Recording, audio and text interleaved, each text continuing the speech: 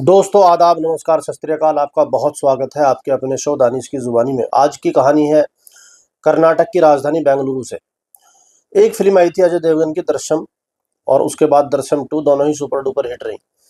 बहुत सारे अपराधी ऐसे हैं जिन लोगों ने इस फिल्म को देखकर और क्राइम पेट्रोल है या क्राइम स्टोरियां हैं या सीआईडी है, बहुत सारे ऐसे एपिसोड और ऐसी फिल्में हैं क्राइम थ्रिलर साउथ की हैं जिनसे अपने दिमाग को पूरी तरह प्रिपेयर करने के बाद में अपराध करा, कत्ल करा। और उनकी सोच ये थी कि अगर हम पूरी तैयारी से कत्ल या कोई भी मर्डर या कोई भी डकैती करते हैं तो उसके बाद हम कभी भी पुलिस के हाथ नहीं आएंगे और पुलिस कभी हमें नहीं पकड़ पाएगी। तो आज की कहानी भी ऐसी है कि आदमी दोनों फिल्में देखता है, दृश्यम 1 और दृश्यम 2, और बिल्कुल उसी तरीके से जिस तरीके से वो फिल्म का हीरो करता है, सारी चीज़ें वो इसी तरीके से करता है। और इसमें थोड़ी हैरानी की बात यह है कि वो वाकई में ही नहीं पकड़ा जाता और 5 साल तक वो किसी को उस पर शक तक नहीं होता। लेकिन एक टाइम ऐसा आता है कि उसके थोड़े से बड़बोलेपन की वजह से या अपनी सेखी बघारने की वजह से वो केस फिर खुलता है और फिर वो कैसे पकड़ा जाता है। तो कहानी शुरू करते हैं सिलसिलेवार। मैं पूरी डिटेल में कहानी आपको जो सत्य घटना है सुनाता हूँ। तो कहानी है, जैसा कि मैंने आपको बताया, कर्नाटक की राजधानी बेंगलुरु की। वहाँ पर एक महिला रहती है जिसका नाम है ललिता, और उसका लव मैरिज हुआ था उमेश के साथ। उनको एक बच्चा भी है। कुछ दिन दोनों साथ रहते हैं हंसी खुशी, और उसके बाद दोनों में थोड़ी गलतफहमी हो जाती है। उमेश को लगता है कि उसकी पत्नी ललिता का किसी के साथ अफेयर चल रहा है, और ललिता को गलतफहमी ये होती है कि उमेश का किसी के साथ अफेयर चल रहा है। अब दोनों बिना सच्चाई जाने एक दूसरे पर शक करने लगते हैं, और दोनों के बीच दरार आनी और रोज का लड़ाई झगड़ा नोक झोंक शुरू हो जाती है। एक दिन दोनों की बात इतनी बढ़ जाती है, दोनों में इतना झगड़ा हो जाता है कि दोनों अलग अलग हो जाते हैं और कोर्ट में तलाक का मुकदमा डाल देते हैं। अब चूंकि कोर्ट के अंदर तलाक का मुकदमा चल रहा है, उनको एक बच्चा भी होता है। एक दिन उमेश का फोन ललिता को आता है और वो कहता है कि देखो, जो कोर्ट में चल रहा है वो तो चल ही रहा है, लेकिन क्यों ना हम दोनों बैठकर आपस में इसका समझौता कर लें, क्योंकि कोर्ट की पता नहीं कितने कितने साल ये मुकदमा चलेगा और कब तक हम परेशान रहेंगे, और जब तक ये कोर्ट का जो भी है फैसला नहीं आ जाता, जब तक हम शादी भी नहीं कर सकते किसी और के साथ। तो क्यों ना हम इसको बैठकर इसको ख़त्म कर लें। अब ललिता को क्योंकि उमेश पे बिल्कुल भरोसा था नहीं, लेकिन बात कहीं ना कहीं उमेश की भी ठीक थी। जब तक बैठेंगे नहीं तो फैसला कैसे होगा, और जो कोई भी झगड़ा हो, वाद विवाद सुलझेगा कैसे। तो वो मान जाती है, कहती है कि ठीक है, मैं तुमसे बात करती हूँ। अब यहाँ पर ललिता की एक सहेली होती है जिसका नाम है उमा, और उसके पति का नाम था बाला राजू। तो ललिता अपनी सहेली के पास जाती है और उसको बताती है, क्योंकि वो सारी बात जानती थी, क्योंकि इनका लव मैरिज हुआ और इनका डिवोर्स का मुकदमा कोर्ट के अंदर चल ही रहा है। तो उसको बताती है कि मेरे पति का उमेश का फ़ोन आया था और वो मेरे साथ सेटलमेंट करना चाहता है, लेकिन मुझे उसके पास जाते में डर लग रहा है, कहीं ऐसा ना हो मेरे साथ कहीं वो कुछ गलत कर दे।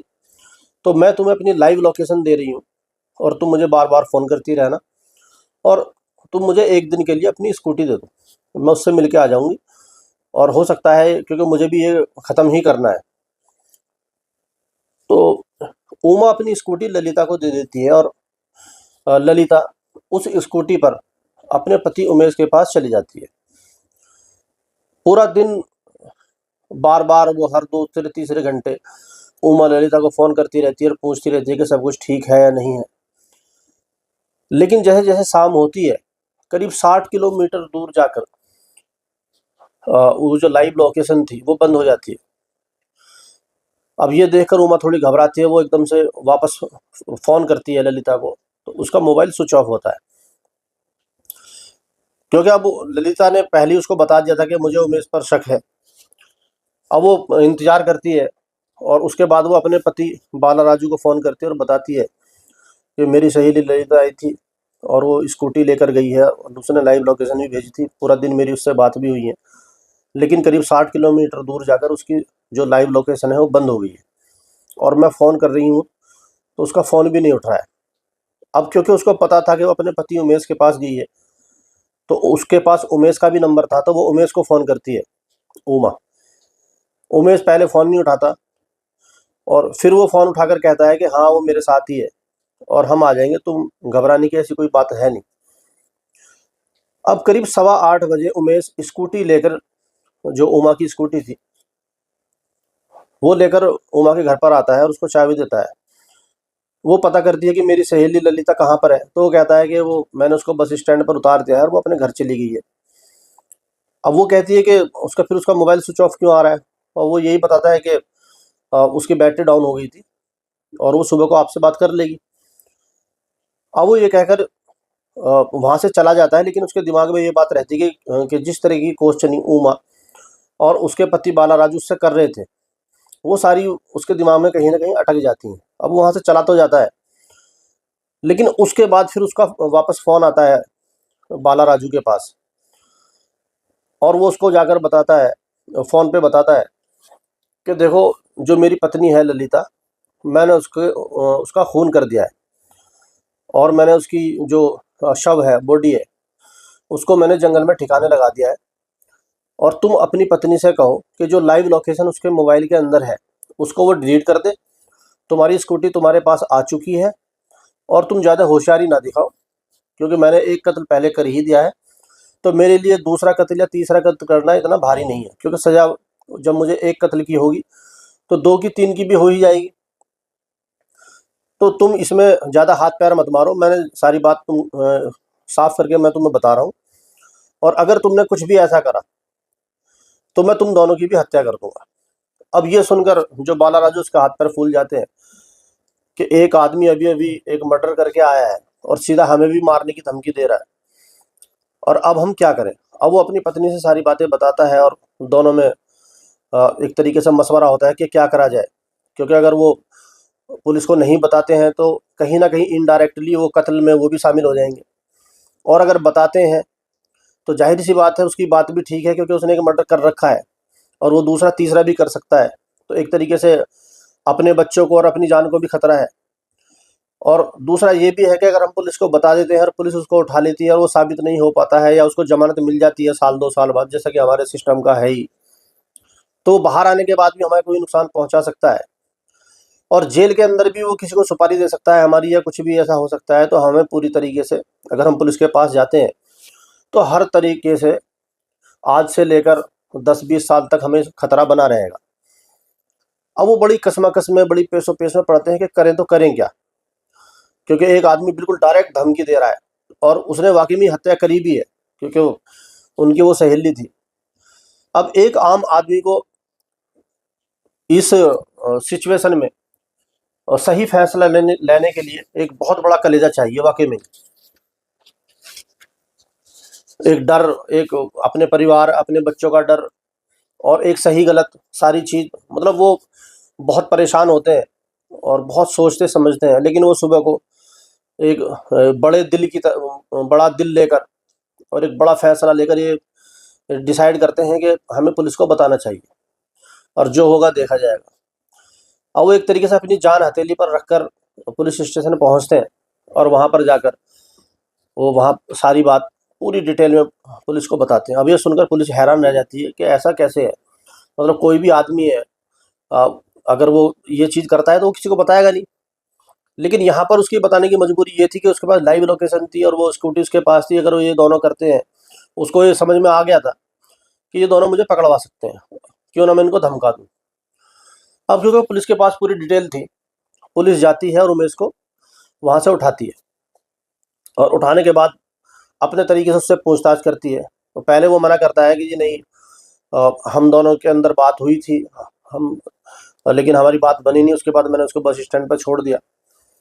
अब वहाँ पर पुलिस वाले फिर के है कहाँ, चलो घर चलो, हर जगह देखो, तो जाहिर सी बात है वो कहीं मिलेगी ही नहीं, क्योंकि ललिता तो पहले ही उसने जंगल के अंदर दफन कर दी है। तो लास्ट में फिर उमेश टूट जाता है और उमेश बताता है कि हाँ मैंने उसका कत्ल कर दिया है। अब क्योंकि लाइव लोकेशन पुलिस के पास थी, जो उमा के फ़ोन के अंदर थी, पुलिस जंगल में जाती है वहाँ पर उमेश को लेकर, और फिर वो बताता है जहाँ उसने उसको दफनाई थी, तो वहाँ से उसको निकाला जाता है, क्योंकि 24 घंटे हुए ही थे, तो बॉडी इतनी बुरी हालत में थी नहीं, तो पहचान करने में इतनी दिक्कत नहीं होती। उसके बाद बॉडी को पोस्टमार्टम के लिए भेज दिया जाता है। और एक तरीके से केस पूरी तरीके से खुल जाता है और वो पुलिस को इसमें पूरी सफलता मिल जाती है। 24 घंटे के अंदर ही वो इस केस को क्रैक कर लेती है।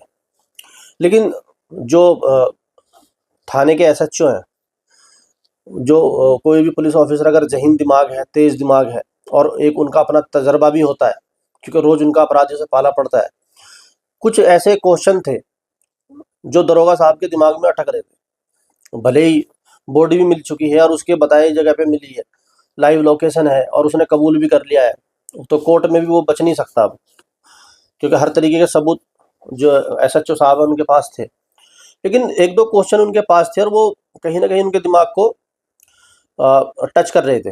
वो फिर दोबारा से उमेश के पास जाते हैं और उससे कहते हैं कि यार तुम एक बात बताओ, जब हम तुम्हारे घर पर गए तुम्हें गिरफ्तार करने के लिए, तो तुम्हारा घर बिल्कुल जो गांव के बाहर की तरफ है, जहाँ से खेत शुरू हो जाते हैं, तो वहाँ भी काफ़ी जंगल है।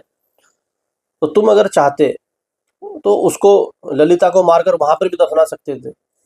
मेरे दिमाग में ये बात नहीं आ रही है, मुझे ये समझ में नहीं आ रहा है तुम्हें 60 किलोमीटर दूर जाने की क्या ज़रूरत थी। क्योंकि कोई भी अपराधी हो, क्योंकि उसके दिमाग में पहले ही उसकी हत्या करने का प्लान बन चुका है, तो वो ये चाहेगा कि भले ही वो जिंदा हो तो वो ज़्यादा से ज़्यादा देर तक उसके साथ ना रहे। हो सकता है कोई उसको देख ले, रास्ते में देख ले, कहीं वो सीसीटीवी में आ सकता है। बहुत सारी ऐसी चीज़ें हैं जिनके अंदर वो आ सकता है और उसको खतरा हो सकता है। तो वो ये चाहेगा जल्दी से जल्दी उसके पास जाए और उसको मारे और उसको कहीं पर भी डंप करे और भागे। लेकिन यहाँ पर तुम पूरा दिन उसके साथ हो। सबसे पहला मेरा सवाल तुमसे यही है कि अगर कोई भी वाद विवाद हो रहा है, तुम्हारा कोई भी समझौता मशवरा हो रहा है, तो उसको 10-15 मिनट में, 1 घंटे में निमट जाएगा। लेकिन पूरा दिन तुम उसके साथ हो और तुम उसको लेकर सब जगह घूम भी रहे हो और तुम 60 किलोमीटर जाकर उसको मार रहे हो।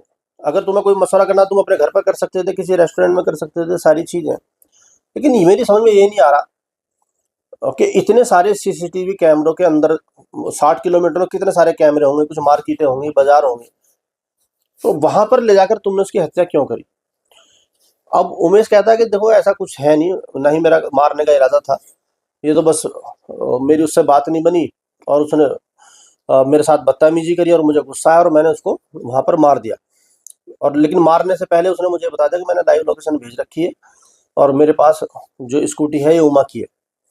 लेकिन मेरा गुस्सा इतना बढ़ चुका था, फिर मैं सोचने समझने की शक्ति खत्म थी और मैंने उसको मार दिया। लेकिन पुलिस वाले की समझ में ये बात उसकी आती नहीं। वो कहता नहीं, ऐसा हो ही नहीं सकता, जिसका घर जंगल के पास है तो वो 60 किलोमीटर क्यों लेकर जाएगा, इसके अंदर कोई ना कोई राज है। और वो फिर उसको अपने तरीके से उसकी जो पुलिस के अपना टॉर्चर होता है, ठुकाई पिटाई दोबारा करते हैं। जबकि देखो ये सारी चीज़ क्लियर है, वो अपने जुल्म का जो एक तरीके से हामी भर चुका है और लाश बरामद हो चुकी है, सारी चीज़ क्लियर है, सबूत है। एक एक छोटे से शक के लिए पुलिस उसको एक तरीके से पीट रही है कि तूने वहां पे जाकर क्यों दफन करा। अब जब उसकी बढ़िया ठुकाई पिटाई होती है तो फिर वो बताता है कि एक मेरा दोस्त है किरण, अब हम बचपन के दोस्त हैं, साथ में पढ़े थे। अभी कुछ दिन पहले वो मुझे मिल गया और मिलने के बाद हम कहीं पर बैठे, हमने साथ में खाया पिया और फिर हम एक दूसरे के दुख बांटने लगे। मैंने उसको बताया मैं अपनी बीवी से बहुत परेशान हूँ। सबसे बड़ी प्रॉब्लम मुझे अपनी बीवी से ये है क्योंकि कोर्ट के अंदर हमारा जो डिवोर्स का मुकदमा चल ही रहा है।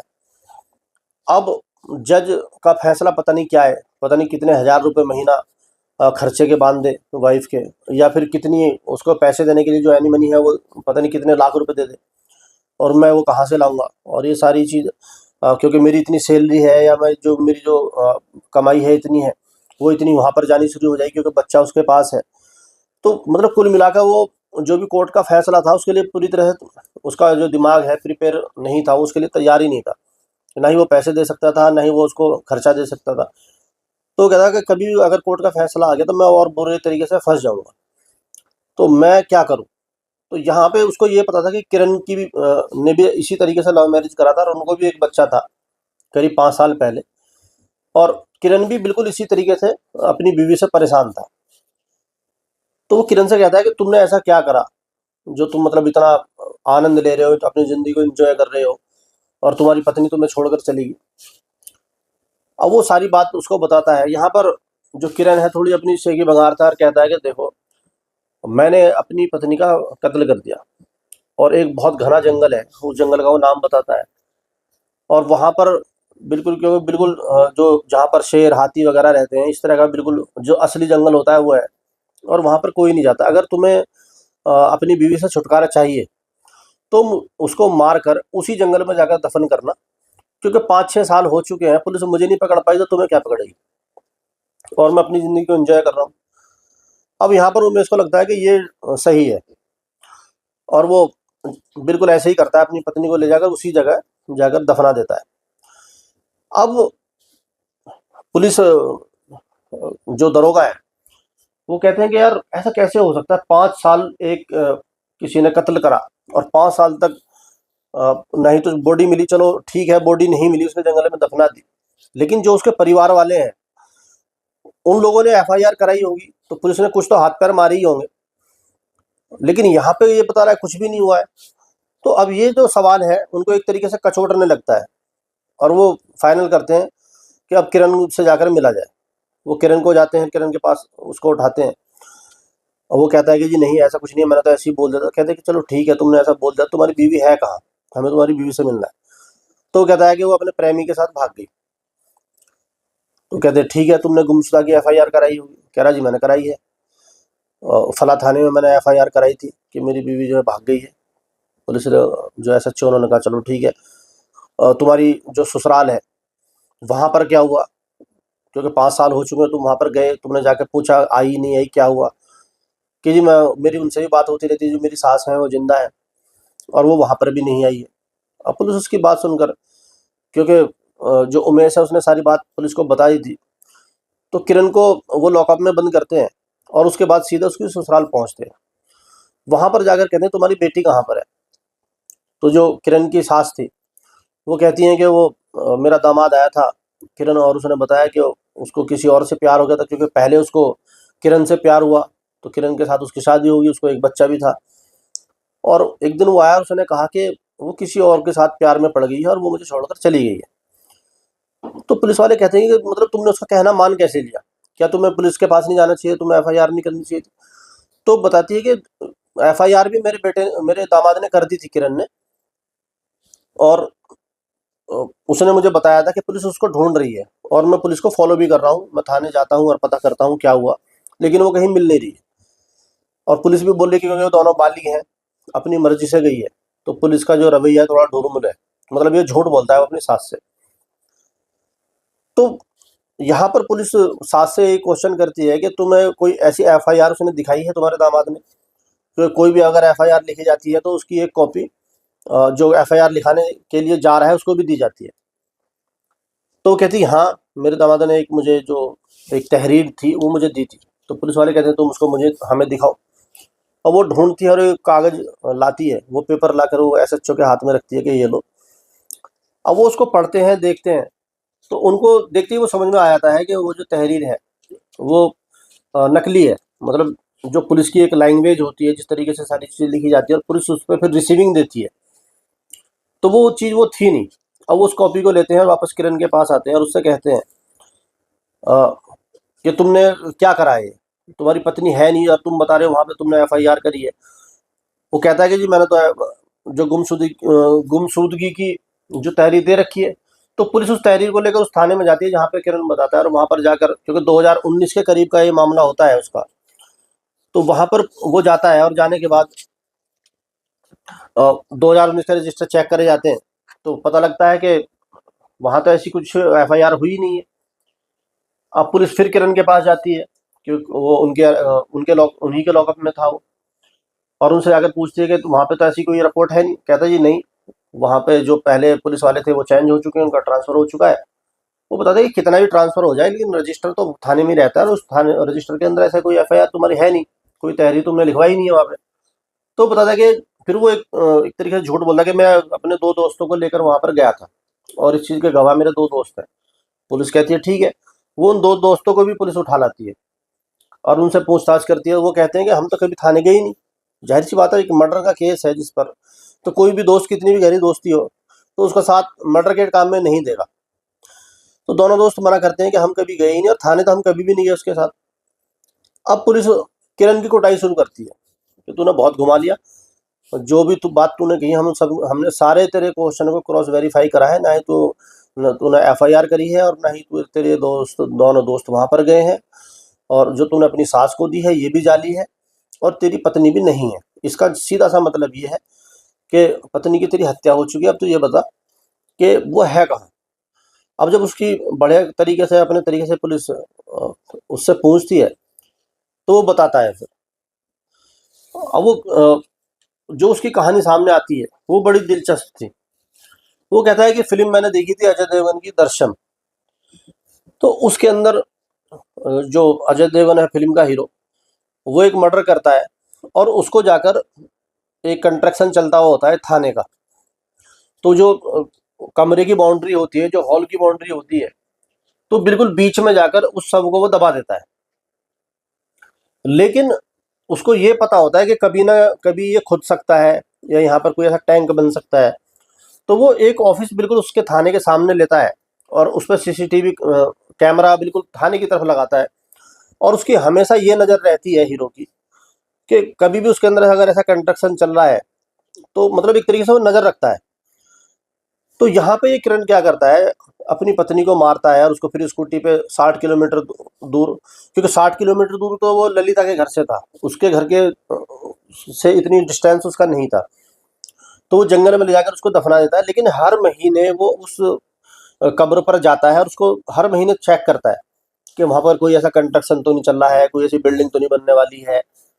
तो वो और फिर मुस्कुराता है और वापस आ जाता है।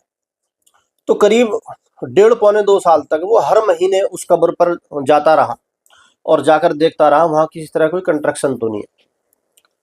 तो पुलिस कहती है चलो ठीक है, तुमने उसको वहाँ दफन करा है, अब चलो तुम हमें बताओ कहाँ पर उसकी कब्र है, कौन से जंगल में है, और चलो तुम हमारे साथ।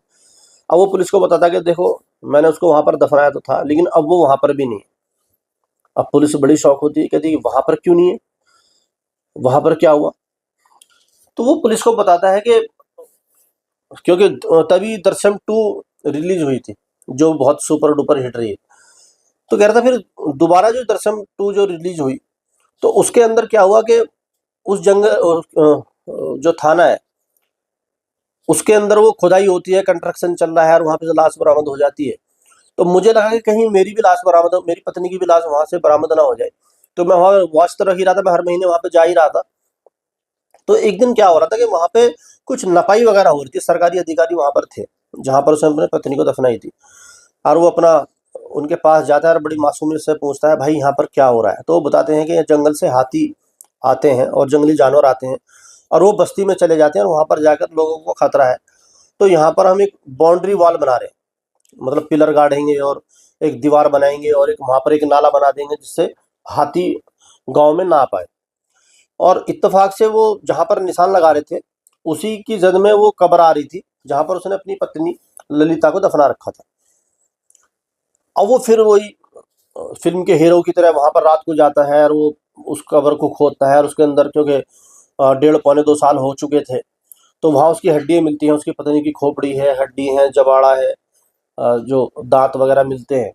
तो वो उनको पूरे को उसको मतलब एक कितनी हिम्मत की बात है रात में जाकर जंगल में इस तरीके से खोदना, फिर सारी हड्डियाँ उसने वो वहाँ से चुनी और सबको एक पॉली बैग में डाला उसने और फिर उस गड्ढे को भरा। और उसके बाद फिर किसी दूसरी जगह जाता है, फिर उन हड्डियों को वो जलाता है, आग लगा देता है उन लकड़ी वकड़ी रख के कि पूरे तरीके से ये ख़त्म हो जाए। लेकिन बहुत सारी हड्डी ऐसी होती हैं जैसे दांत हैं, ये मोटी हड्डी है, खोपड़ी है, तो वो नहीं जलती। फिर उस राख में से उसको वो बीनता है, जैसे अस्थि में से जो फूल बोलते हैं उनको चुनते हैं और फिर जाकर गंगा में बहाते हैं। लेकिन वो बजाय गंगा गंगा में बहाने के जंगल में और बहुत सारे ऐसे फार्म हाउस थे, उसके पीछे जाता है, फिर गड्ढा खोदता है और जो भी हड्डी जल के जो छोटी छोटी बचती हैं वो उसके अंदर दबाता है, फिर उसको बंद कर देता है। अब जो दरोगा साहब थे बड़े हैरान करे यार, बड़ा कमाल का मतलब आदमी है ये। इधर ये फिल्म चल रही है और इधर इसकी अलग ही फिल्म चल रही है। अब वो कहते हैं कि चलो ठीक है, तूने जहाँ जलाया है पहले तो तू वहीं लेकर चल जहाँ तूने उसको दफनाया था। अब वहाँ पर जाते हैं तो वाकई में वहाँ जो सरकारी अधिकारी हैं वन विभाग के, उन्होंने ऊपर उसको तहस नहस करके और वहाँ पे उन्होंने अपनी दीवार वीवार सब चीज़ बना दी। तो वो वहाँ पे तो कोई सबूत था ही नहीं। उसके बाद फिर उसको कहते हैं कि ठीक है, तूने जहाँ जलाया था वहां पर चल। तो जहाँ पे उसने जलाया था वहां भी ऐसा कोई सबूत नहीं मिलता, क्योंकि बात करीब 2-3 साल पुरानी ऐसी कुछ हो चुकी थी। तो उसके बाद फिर वो कहते हैं कि जहाँ तूने वो अस्थियां दबाई हैं वहां चल। तो वहां पर जाकर कुछ हड्डी के टुकड़े पुलिस को मिलते हैं। अब क्योंकि हड्डी उसकी है नहीं है, जो ललिता की माँ है वो जिंदा है, उससे डीएनए मैच होगा और उन्हें पता चल जाएगा। लेकिन किरण की बताई जगह पर वो चीज़ें मिली हैं और वो गायब भी है, 5 साल से आई भी नहीं है। तो जाहिर सी बात है वो हड्डी ललिता का ही है, और ललिता की माँ से उसका मैच हो जाएगा, और जाहिर सी बात है वो क्लियर हो जाएगी चीज़। तो जो कहानी का निचोड़ ये है कि एक फिल्म बनानी और उसमें एक्टिंग करनी अलग चीज़ है, लेकिन रियल में सारी ये चीज़ करनी कि एक तरीके से उसने पुलिस का तो बेवकूफ़ बनाया ही बनाया, लेकिन जो ललिता की माँ थी उसको भी उसने घुमा के रखा एक पर्चे पर लिखकर। लेकिन उसके अंदर कहीं ना कहीं उसकी माँ का थोड़ा ढुलमुल रवैया था, क्योंकि खुद की अगर बेटी गई है कहीं पे गई है तो उनको भी जाकर एक बार एफआईआर करनी चाहिए थी या देखना चाहिए था। लेकिन वो अपने दामाद पर इतना यकीन करके बैठ जाती हैं कि हाँ मेरी बेटी गई होगी, और वो बिल्कुल उसका कोई ऐसी तलाश नहीं करती, ना कोई ऐसी पूछताछ करती हैं। और इधर किरण भी बिल्कुल बेफिक्र है। और वाकई में ही दो ही तरीके से अपराधी पकड़ा जाता है, या तो कहीं पर अगर बॉडी मिल जाए, कोई सड़क के किनारे है या कहीं पर भी है, तालाब में है, रेलवे स्टेशन, कहीं पर भी मिल जाए तो पुलिस उसकी पहचान करेगी और धीरे धीरे कातिल तक पहुंचेगी। या फिर अगर बॉडी नहीं मिल रही है, कोई एफआईआर कर दे तो उस एफआईआर से पुलिस उस केस को क्रैक करेगी। लेकिन यहाँ पर जो ये किरण था, ये इतना स्मार्ट था कि ना तो उसने एफआईआर होने दी, तो पुलिस क्यों ढूंढे, उसके पास कोई एफआईआर ही नहीं है, और ना ही कहीं उसकी बॉडी बरामद हुई। अब वहां पर भी पुलिस क्यों ढूंढे, क्योंकि बॉडी भी नहीं मिली है। तो दोनों ही तरीके से वो बिल्कुल सेफ चल रहा था, ना ही एफआईआर हुई है और ना ही बॉडी बरामद हुई है। तो बिल्कुल बेफिक्र एकदम, मतलब एक तरीके से आप ये कह सकते हैं उसकी प्लानिंग एकदम परफेक्ट थी। एक अगर वो अपने दोस्त को ये आइडिया ना देता कि तू भी जाकर उसी जंगल में दबा दे, लेकिन जिस तरीके से प्लानिंग किरण की थी उस तरीके की प्लानिंग उमेश की थी ही नहीं। उसको ये भी पता था कि लाइव लोकेशन भी है, उसको ये भी पता है कि ये जो ललिता है उसकी पत्नी उमा को बता कर आई है, उसकी स्कूटी भी लेकर आई है, लेकिन उसके बाद वो बेवकूफ़ों की तरह, मतलब बस ये सोचता है मैं किरण की तरह यहाँ पर दफना दूंगा तो मुझे भी कोई नहीं पकड़ पाएगा। लेकिन जो किरण की जो प्लानिंग थी वो बिल्कुल परफेक्ट, एकदम वाकई में ही कमाल की उसकी प्लानिंग थी, क्योंकि ना तो उसने एफआईआर होने दी और ना ही पत्नी की उसको बॉडी मिली। लेकिन एक छोटी सी गलती, कहते हैं ना कि अ, कातिल या अपराधी कितना भी होशियार हो, वो कहीं ना कहीं कोई ना कोई ऐसी गलती जरूर करता है जिससे वो केस क्रैक होता है। और यहाँ पर जो तारीफ करनी होगी, जो सैल्यूट है, मतलब उस पुलिस अधिकारी के लिए कि उसने अपना केस पूरी तरह से क्रैक कर लिया था। उमेश को पकड़ लिया, अब उसकी उमेश की पत्नी की बॉडी भी बरामद हो गई है, पूजा की सारी चीज़ हो चुकी है। लेकिन उसके दिमाग में, पुलिस ऑफिसर के दिमाग में सिर्फ ये बात चल रही थी कि ये 60 किलोमीटर दूर जाकर इसने क्यों दफन करा, और सिर्फ इस शक के बिना पर एक सवाल उसको चुभता रहा। और इस शक की बिना पर उसने एक दूसरा ऐसा केस जो 5 साल से किसी को पता ही नहीं है, तो उन पुलिस अधिकारी ने एक जरा से शक के बिना पर 5 साल एक दफन हुआ केस उन्होंने क्रैक करा। तो यही कहते हैं अगर पुलिस अपनी पर आ जाए और अगर वो चाहे, क्योंकि पुलिस का वाकई में जो तजर्बा होता है बहुत गजब होता है। वो नज़र से देख कर ये बता सकती है कि अपराधी कहाँ बोल रहा है, इसकी बॉडी लैंग्वेज क्या कर रही है। कई बार हम भी गाड़ी चलाते हैं तो बहुत सारी बाइकें गुजर रही हैं, बहुत सारी कारें जा रही हैं, और अगर पुलिस ने अगर बैरियर लगा रखे हैं तो मैं ये पूरे भरोसे के साथ कह सकता हूँ कि 90% पुलिस उस बॉडी, उस कार का या उस जो ड्राइवर है या बाइक का ड्राइवर है, उसकी बॉडी लैंग्वेज को, मतलब ये कहेंगे अगर सेकंड के 100वें हिस्से में, एक पल में, मतलब वो एकदम ही पहचान जाती है कि इसके पास कागज हैं या नहीं है, या ये इसने कुछ नज़र हमसे बदली है, या इसने थोड़ा हल्की सी गाड़ी दूसरी तरफ को मोड़ी है। एकदम वो उसको रोकते हैं और वो 90% वो बिल्कुल सच ही निकलता है। उसके पास है तो कोई कागज नहीं होता या कोई इसका गाड़ी ओवरलोड होती है। तो मतलब एक पुलिस का अपना तजर्बा, जो पढ़ाई लिखाई है वो तो अलग है ही, लेकिन एक नज़र भी बहुत तेज होती है। तो ये थी एक सत्य घटना। आपका इसमें क्या राय है, कमेंट में ज़रूर बताएं। उमेश को क्या करना चाहिए था, या जो उमेश की सास हैं, किरण की सास है, उनको क्या करना चाहिए था। जो भी इसमें राय है कमेंट में जरूर बताएं और चैनल को लाइक करें, सब्सक्राइब करें। अब आपसे मुलाकात होगी कल शाम 7 बजे किसी दूसरी सत्य घटना के साथ। अपना और अपनों का बहुत ध्यान रखें। बहुत बहुत धन्यवाद।